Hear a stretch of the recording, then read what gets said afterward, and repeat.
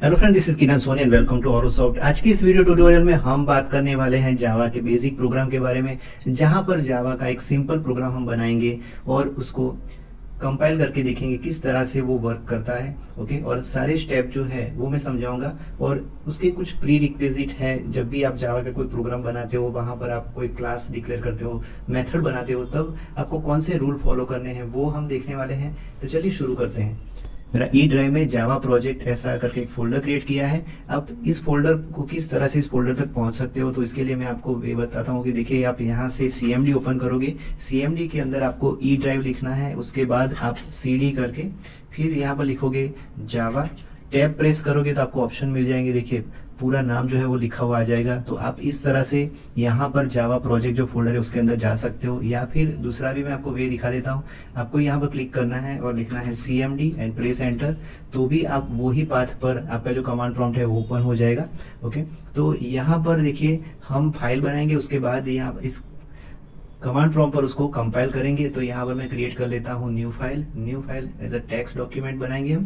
Text document file जो हम बनाए थे वहां पर मैं उसका नाम लिख देता हूं hello.java। ओके, यहाँ पर फाइल का नाम हम जो रखेंगे वही सेम नेम हमें क्लास का रखना चाहिए। ओके, इस तरह से जो भी जावा का रिकमेंडेशन है कि मतलब आप किस तरह से आपको जो फाइल है कैसे बनाओगे। ओके, तो आप जो भी नाम से फाइल क्रिएट करो वही सेम नाम का क्लास उसके अंदर होना चाहिए। ओके, तो और क्लास का जो नेम है वो कैपिटल लेटर में होना चाहिए, इसीलिए मैं यहाँ पर फाइल का जो नेम है वो भी मैंने कैपिटल दिया है।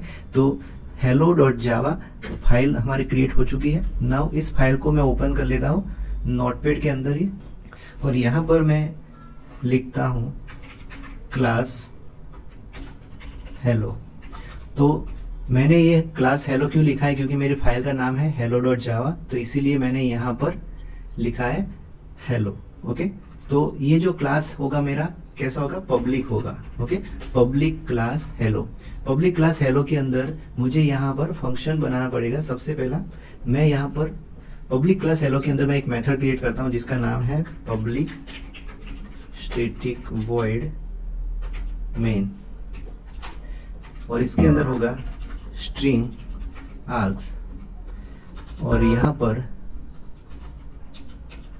एक मैसेज प्रिंट करवा देंगे system.out.println, और मैसेज होगा हमारा हेलो वर्ल्ड।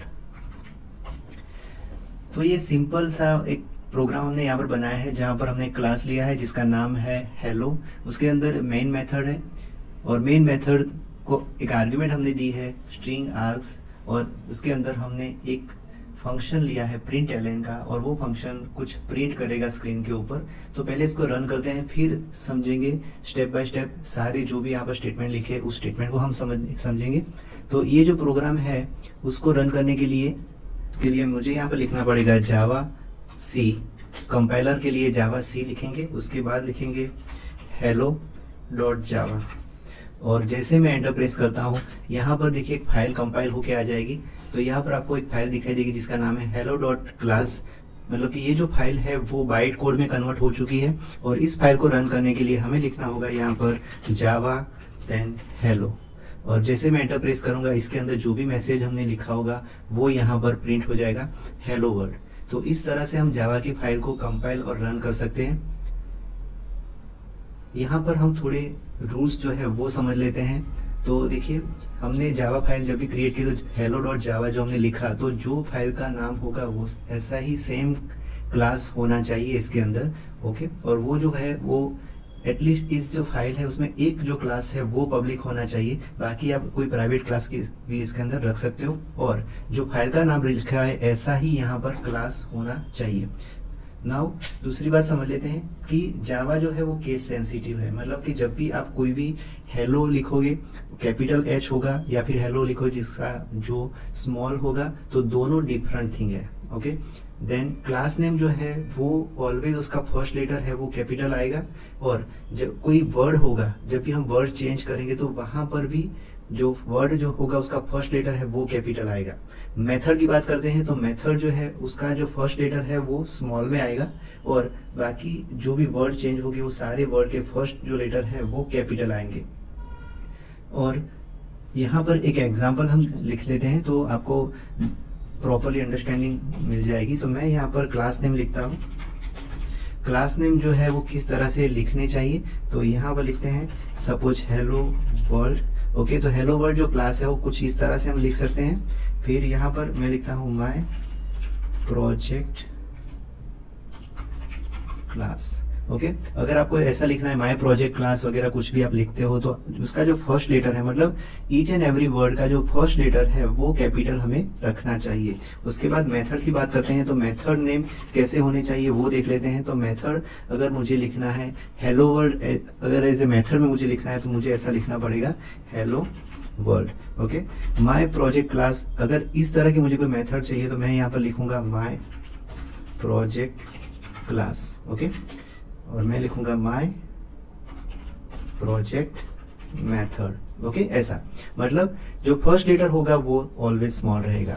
और जब भी कोई आप वेरिएबल क्रिएट करते हो, यहाँ पर इंस्टेंस वेरिएबल जब हम बनाते हैं तो उसका भी सेम एज मेथड के जैसा ही सेम होगा। ओके, वेरिएबल नेम जो है वो भी उसके भी जो सेम एज आपको वो भी बनाने हैं मेथड के जैसे। तो मैं यहाँ पर लिख देता हूँ सपोज हेलो वर्ल्ड। ओके, इस तरह से आप कोई वेरिएबल क्रिएट करोगे तो इस तरह का आपको समझना पड़ेगा कि हमें वेरिएबल किस तरह से बनाना है, मेथड किस तरह से बनानी है। और जावा का प्रोग्राम होगा उसमें जिस किसी क्लास में मेन मेथड होगी वो सबसे पहले रन होगा। ओके, अगेन जावा का प्रोग्राम जो है, आपने जावा के बहुत सारे क्लास अगर बनाए हैं और वो बहुत सारे क्लास का एक प्रोजेक्ट आपने क्रिएट किया है, उस प्रोजेक्ट में से कौन सा क्लास है वो जो सबसे पहले रन होगा, जो क्लास प्रॉपरली रन होगा उसको रन करने के लिए मेन मेथड चाहिए। तो जिस किसी भी क्लास में आपने मेन मेथड लिखा होगा वो क्लास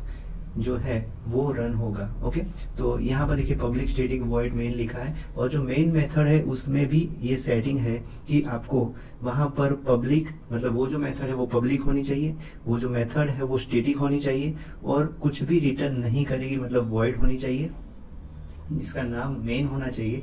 और उसके अंदर जो आर्ग्यूमेंट है वो string array as a argument वहां पर आपको पास करना है। ओके, तो इस तरह की मेन मेथड अगर होगी तभी वो रन होगी। अगर यहाँ पर आप कुछ भी चेंज करोगे, मतलब इस मेथड को प्राइवेट करोगे या फिर इसको स्टैटिक नहीं बनाओगे या फिर कुछ और इसमें से रिटर्न करोगे, तो वो जो मेन मेथड जो क्लास को चाहिए, जो जावा की क्लास को चाहिए, तो उसके रिक्वायरमेंट को फुलफिल नहीं करेगी। तो मतलब ये जो मेथड है वो ओरिजिनल जो उसको मेथड चाहिए वैसी मेथड नहीं रहेगी, तो ये रन नहीं होगी। ओके, इस तरह से बना सकते हैं। उस प्रोग्राम को किस तरह से हम एग्जीक्यूट कर सकते हैं, तो हमने कंपाइल किया है जावा सी से और उसके बाद जावा से हमने उसको एग्जीक्यूट कर दिया है।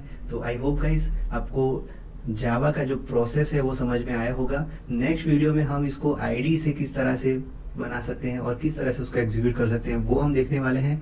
तब तक के लिए goodbye and take care.